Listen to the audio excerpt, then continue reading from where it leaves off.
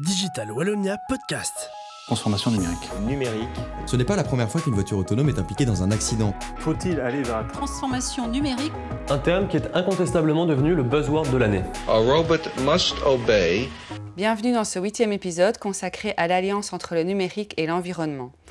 Nous avons le plaisir aujourd'hui de recevoir Luc de Brabander, philosophe d'entreprise, dans le cadre de notre 4e séance d'inspiration, les sandwichs inspirés. Merci de votre présence.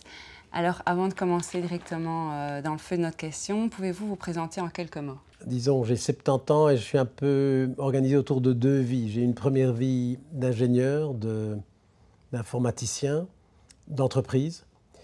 Et je me suis rendu compte au fil des années, que finalement les choses importantes n'étaient pas chiffrées ni chiffrables. Et que dans les entreprises, par exemple, l'esprit d'équipe, l'image de marque, l'éthique, sont des sujets extrêmement importants, mais où il n'y a pas de chiffres. Et pour être rigoureux quand il n'y a pas de chiffres, il faut faire la philosophie. La philosophie, c'est la rigueur quand il n'y a pas de chiffres. Et donc, à 45 ans, je suis retourné à l'école et j'ai fait 8 ans de philosophie pour essayer d'aider les gens en entreprise à être plus rigoureux quand il n'y a pas de chiffres. Selon vous, si on en revient à l'objet social de notre agence, donc la transformation numérique, quelle est l'influence de la digitalisation sur l'individu? Mais disons, la philosophie, ce n'est pas tant répondre aux questions quoi, c'est beaucoup plus comment. Donc il y a que faire avec le digital, est-ce que c'est bien, c'est mal. Mon métier, c'est plus comment y penser. Comment y penser. Et que ce soit l'éducation, la justice, la santé ou les entreprises, le digital transforme tout. Et ce n'est pas pour un hasard qu'on parle de transformation digitale. Mais moi, je trouve que dans l'expression transformation digitale, le mot important, ce n'est pas digital, c'est le mot transformation. Et je dirais, quand on regarde ce que c'est une transformation, on comprend la résistance, qu'elle soit digitale ou autre. Et c'est pour ça, à nouveau, que la philosophie est extrêmement utile. L'influence du digital est telle que si on ne regarde que l'outil, on va rater l'essentiel. C'est comment l'homme, la femme se situent dans ce nouveau monde. Digitaliser, je dirais, la médecine ou digitaliser l'enseignement, ça n'a pas beaucoup de sens. La vraie question, c'est, moi je suis juge, je suis professeur, je suis médecin, comment faire mieux mon métier dans un monde devenu digital? Même chose pour un chef d'entreprise. Et quel lien faites-vous alors entre cette transformation et les défis environnementaux actuels? Il faut faire la balance. C'est vrai qu'Internet consomme énormément d'énergie. J'ai vu les chiffres, surtout les vidéos, c'est énorme. Et donc, je crois que le bilan doit être positif. D'abord, on n'a pas le choix. On ne peut pas continuer à consommer autant d'énergie. Je crois qu'Internet peut être un outil pour économiser l'énergie, mais il va falloir trouver des solutions pratiquement à tous les niveaux et peut-être renoncer à certaines choses. Est-ce que ça vaut la peine en permanence de filmer tout le monde, d'envoyer à tout le monde les films de tout le monde? Moi, je ne crois pas.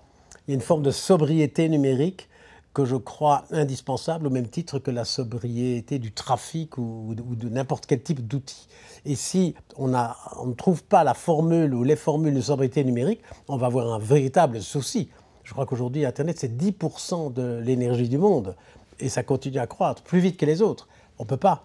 Non, une sobriété, Internet également, c'est un sujet. Par rapport à toute cette transformation, que ce soit liée au digital, à celle de l'écologie et de l'environnement qui s'impose à nous, comment, selon vous, en tant que philosophe d'entreprise, d'après vous, comment est-ce que la philosophie peut nous aider à trouver des réponses porteuses pour le futur? En fait, la philosophie englobe des tas de choses. Des sujets comme le bien, le mal, ce n'est pas ma spécialité. Moi, je suis spécialiste de l'histoire des sciences cognitives, etc. C'est ça mon métier. Et je crois que quand on comprend mieux la manière dont ça fonctionne dans le cerveau, on pense mieux les technologies. Et par exemple, on arrête de croire qu'un jour, un ordinateur pourra remplacer le cerveau. Je crois qu'il y a deux limites pour moi infranchissables à la machine. La première, c'est la créativité. Parce que ce n'est pas programmable. Si c'était programmable, ce ne serait pas de la créativité. Et deuxièmement, la responsabilité. Je crois qu'il existe des choses programmables, mais qu'on doit, en tant qu'être humain, en tant qu'homme et femme, dire non. Et donc, c'est la limite, c'est la responsabilité. Il ne faut pas dire d'un outil qui peut être responsable. Il y a toujours derrière l'outil celui qui a programmé l'outil. Et donc, ce sont deux limites qui sont pour moi indépassable. La première, point limite technique, c'est techniquement impossible de programmer la créativité. La deuxième, elle est éthique, elle est philosophique. C'est inacceptable de voir des machines prendre des décisions à la place d'êtres humains. Et finalement, pour clôturer ce podcast, si vous deviez nous donner un conseil, nous ici à l'agence du numérique, pour justement nous aider à contribuer à une économie plus respectueuse de l'environnement, quel conseil vous nous donneriez? J'ai envie de dire penser plus. Là, on croit souvent que la créativité, c'est penser mieux. Évidemment que non. Ou comme dit Apple, c'est penser différemment. Non, c'est avant tout penser plus. Penser tout le temps sur tous les sujets avec tout le monde, développer cette capacité.